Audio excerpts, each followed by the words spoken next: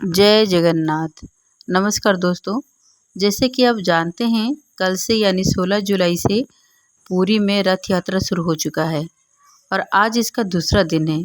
लाखों श्रद्धालु दुनिया के अलग अलग कोने से इस ऐतिहासिक यात्रा में शामिल होने पहुंचे। आस्था का ऐसा सैलाब उमड़ा है कि पूरा पुरी जय जगन्नाथ के घोष से गूंज रहा है। दोस्तों, आपने रथ यात्रा 2026 के दूसरे भाग में सुना कैसे तीनों मूर्तियां आधा अधूरे रह गए और आज उसी रूप में भगवान जगन्नाथ, बलभद्र और सुभद्रा श्री मंदिर में पूजे जाते हैं। आपने ये भी सुना कि मंदिर में लगा ध्वज क्यों हवा की विपरीत दिशा में बहता है। आइए सुनते हैं आगे की कहानी। अपने पिता के बताए उपाय के अनुसार हनुमान जी ने अपनी शक्ति से खुद को 2 भागों में विभाजित किया और फिर वे वायु से भी तेज गति से मंदिर के आसपास चक्कर लगाने लगे।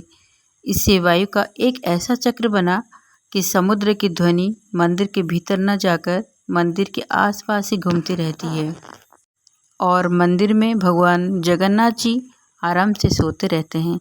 इसी कारण से पूरी मंदिर का ध्वजा हवा की विपरीत दिशा में उड़ता है। इतना ही नहीं, जगन्नाथ मंदिर पर लगे हुए इस ध्वज को हर दिन मंदिर के पुजारी के द्वारा बदला जाता है। ऐसी मान्यता है कि अगर एक भी दिन इस ध्वज को नहीं बदला गया तो अगले 18 सालों के लिए जगन्नाथ मंदिर बंद हो जाएगा। नंबर 2, मंदिर पर लगे सुदर्शन चक्र का रहस्य। मंदिर की शिखर पर स्थित सुदर्शन चक्र भी एक रहस्य है।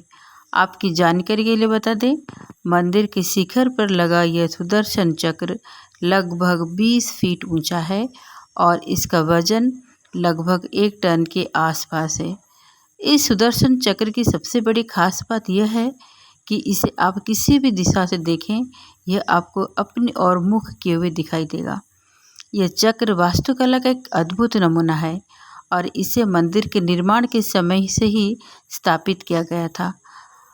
और मंदिर की रसोई घर के बारे में सुनते हैं। जगन्नाथ मंदिर की एक और विशेषता है इसकी विशाल रसोई, जिसे आनंद बाजार कहा जाता है। यह रसोई दुनिया की सबसे बड़ी रसोइयों में से एक है। यहाँ हर दिन लाखों भक्तों के लिए भोजन तैयार किया जाता है, जिसे महाप्रसाद कहा जाता है। उसे निर्माल्य भी कहा जाता है। इस रसोई में 500 रसोइयाँ और 300 उनके सहयोगी काम करते हैं।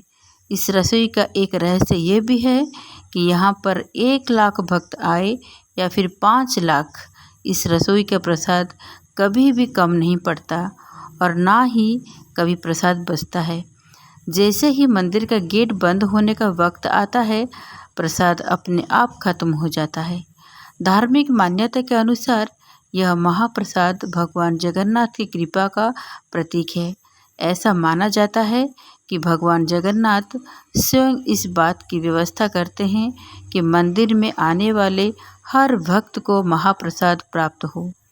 चाहे कितने ही भक्त मंदिर में आए, हर व्यक्ति को तृप्त करने के लिए पर्याप्त मात्रा में प्रसाद मिलता है।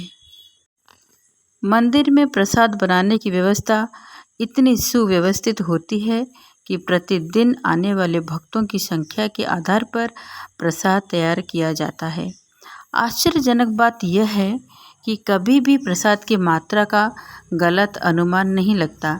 ऐसा कहा जाता है कि भगवान जगन्नाथ स्वयं इस संख्या का निर्धारण करते हैं, जिससे प्रसाद ना तो कभी कम होता है और न ही ज़्यादा। इसके अलावा मंदिर में जो प्रसाद बनता है वह लकड़ी के चूल्हे पर ही बनता है। यह प्रसाद 7 बर्तनों में बनाया जाता है। 7 बर्तन को एक के ऊपर एक करके एक साथ रखा जाता है, यानी 7 बर्तन चूल्हे पर एक सीढ़ी की तरह रखे होते हैं। सबसे हैरानी की बात यह है कि जो बर्तन सबसे ऊपर यानी 7वें नंबर का बर्तन होता है, उसमें सबसे पहले प्रसाद बनकर तैयार होता है। इसके बाद छठे, फिर 5वें, चौथे, तीसरे, दूसरे और फिर सबसे नीचे के बर्तन का प्रसाद तैयार होता है। यानी कि सबसे नीचे रखे गए बर्तन का प्रसाद सबसे बाद में पकता है। यह प्रक्रिया सैकड़ों सालों से चली आ रही है और इसके पीछे छिपे विज्ञान को अभी तक पूरी तरह से समझा नहीं जा सका है। और रथ यात्रा से जुड़ा और एक रहस्य, जगन्नाथ मंदिर की सबसे प्रसिद्ध घटना है रथ यात्रा, जो हर साल आयोजित होती है। हर साल यह यात्रा आषाढ़ माह में शुक्ल पक्ष की द्वितीय तिथि को निकाली जाती है और आषाढ़ शुक्ल पक्ष के 11वें दिन जगन्नाथ जी की वापसी के साथ इस यात्रा का समापन होता है। इस यात्रा में भगवान जगन्नाथ, बलभद्र और सुभद्रा की मूर्तियों को विशाल रथों पर बिठाया जाता है और पूरे पुरी नगर में उन्हें घुमाया जाता है। अब सवाल यह है कि क्यों निकाली जाती है ये रथ यात्रा। इसका जवाब हमें हिंदू धार्मिक ग्रंथों में देखने को मिलता है, जिसके अनुसार एक बार रथ यात्रा से भगवान जगन्नाथ अपने भाई बलराम और बहन सुभद्रा के साथ अपनी मौसी के घर जाते हैं। इसी वजह से पुरी में जगन्नाथ मंदिर से 3 रथ रवाना होते हैं। इनमें सबसे आगे बलराम जी का, बीच में बहन सुभद्रा का और सबसे पीछे जगन्नाथ जी का रथ होता है। माना जाता है कि भगवान जगन्नाथ की बहन सुभद्रा ने उनसे नगर देखने की इच्छा जाहिर की। तब वो अपनी बहन को भाई बलभद्र के साथ रथ पर बैठाकर नगर दिखाने लाए थे। इस दौरान भगवान जगन्नाथ अपनी मौसी के घर गुंडीचा भी पहुँचे और वहाँ पर 9 दिन ठहरे। तभी से इस रथ यात्रा का आयोजन होता आ रहा है। यह रथ यात्रा भगवान जगन्नाथ के पुरी के बाहर दर्शन का प्रतीक है, जहां लाखों श्रद्धालु इस महायात्रा का हिस्सा बनते हैं। रथ बनाने के लिए इस्तेमाल की जाने वाली लकड़ी विशेष रूप से चुनी जाती है और इसे जंगलों से लाकर पुरी में काटा और तैयार किया जाता है। हर साल पुराने रथों को तोड़ दिया जाता है और नए रथ बनाए जाते हैं। सदियों से इन रथों का एक जैसा ही डिज़ाइन चला आ रहा है। बाबा जगन्नाथ की पूरी यात्रा के दौरान कई अद्भुत और चमत्कारी घटनाएं घटती होती हैं, जो भक्तों को आश्चर्यचकित कर देती है। रथ यात्रा के दौरान भगवान जगन्नाथ के रथ को खींचने का विशेष महत्व है। लाखों लोग रथ को खींचने के लिए जमा होते हैं। मान्यता है कि जो कोई भी इस रथ को खींचता है वो मोक्ष को प्राप्त करता है। खास बात यह है कि रथ खींचने के दौरान लोगों को एक अदृश्य शक्ति का अनुभव होता है, जो रथ को गति देती है। कई बार ऐसा देखा गया है कि जब रथ को खींचने वाले भक्तों की कमी होती है, तब रथ स्वयं ही चलने लगता है, जो भगवान की दिव्य उपस्थिति का प्रमाण माना जाता है। रथ यात्रा के दौरान भगवान जगन्नाथ, बलभद्र और सुभद्रा के लिए 3 अलग अलग रथ बनाए जाते हैं। भगवान जगन्नाथ का रथ, जिसे नंदीघोष कहा जाता है, और इसका रंग लाल और पीला होता है। यह रथ सबसे बड़ा होता है, जिसमें 16 पहिए होते हैं। बलभद्र का रथ, जिसे ताड़ ध्वज कहा जाता है, और इसका रंग हरा और लाल होता है। इस रथ के 14 पहिए होते हैं। सुभद्रा का रथ, जिसे देवदलन कहा जाता है, इसका रंग काला और लाल होता है। इसमें 12 पहिए होते हैं। कई बार ऐसा देखा गया है कि रथ यात्रा के दिन बारिश होती है। भले ही पहले मौसम साफ रहा हो, स्थानीय लोग इसे भगवान जगन्नाथ की कृपा मानते हैं।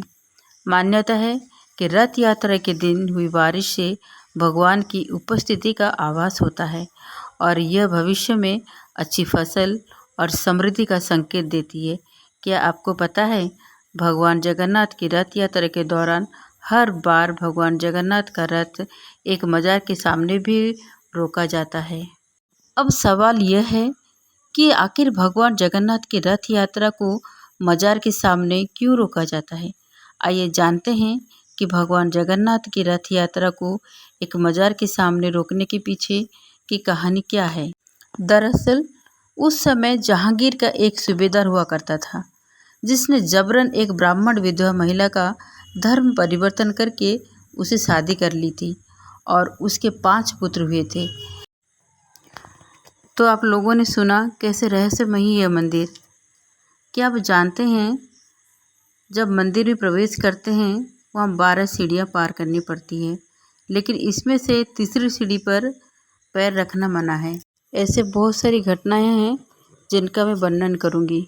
दोस्तों, अगर महाप्रभु के विचित्र रहस्यमय घटनाएं सुनने में आपको आनंद आ रहा है तो मेरे चैनल को लाइक करें, शेयर करें और सब्सक्राइब करना तो बिल्कुल भी ना भूलें।